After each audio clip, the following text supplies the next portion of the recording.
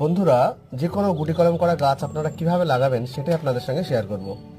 দেখুন, এটা একটা কাঞ্চন ফুলের গাছ। এইটাই কি করে প্রতিস্থাপন করব সেটা আপনাদের দেখাই। এর জন্য আমরা নিয়ে নেব কিছুটা পরিমাণ বাগানের মাটি। আপনাদের হাতের কাছে যে ধরনের মাটি থাকবে সেটা নেবেন। কিছুটা নেবেন ভার্মি কম্পোস্ট বা 1 বছরের পুরনো গোবর সার, আর সামান্য পরিমাণ নেব ফসফেট। এই 3টি উপাদানকে ভালো মতো মিশিয়ে একটা সুন্দর মাটি কিন্তু তৈরি করে নেব।